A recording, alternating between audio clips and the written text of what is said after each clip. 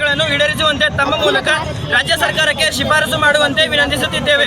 ನಮ್ಮ ಬೇಡಿಕೆಗಳೆಂದರೆ police constable ಪರೀಕ್ಷೆಯಲ್ಲಿನ ಲೋಪಗಳಿಂದ ಅನ್ಯಾಯಕ್ಕೊಳಗಾದ ಅಭ್ಯರ್ಥಿಗಳಿಗೆ ನ್ಯಾಯ ಒದಗಿಸಬೇಕು.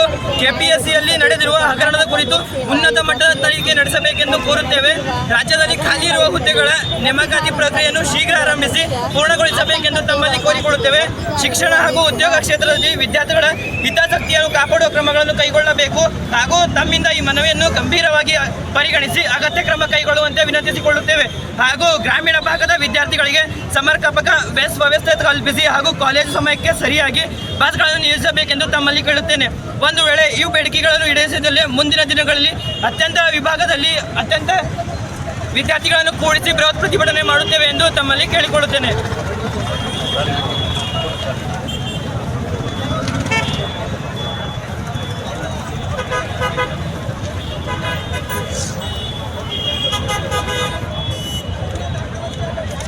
ತಕ್ಷಣ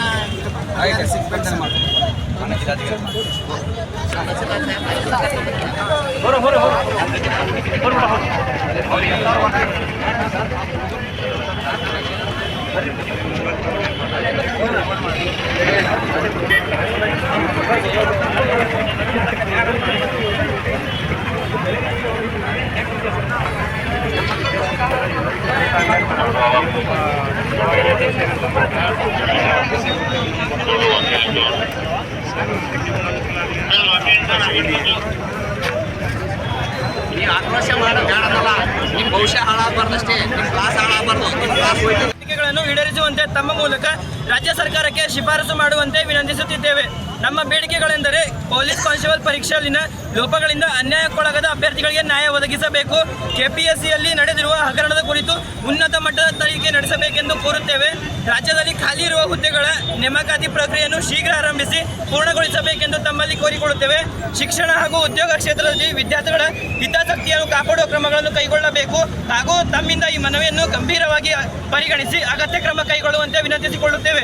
ಹಾಗೂ ಗ್ರಾಮೀಣ ಭಾಗದ ವಿದ್ಯಾರ್ಥಿಗಳಿಗೆ ಸಮರ್ಪಕ ಬಸ್ ವ್ಯವಸ್ಥೆ ಕಲ್ಪಿಸಿ ಹಾಗೂ ಕಾಲೇಜು ಸಮಯಕ್ಕೆ ಸರಿಯಾಗಿ ಬಸ್ಗಳನ್ನು ನಿಲ್ಲಿಸಬೇಕೆಂದು ತಮ್ಮಲ್ಲಿ ಕೇಳುತ್ತೇನೆ.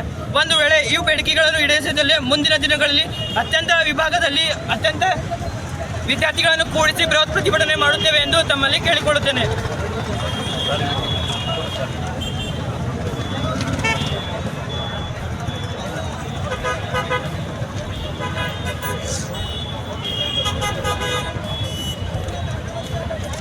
ತಕ್ಷಣ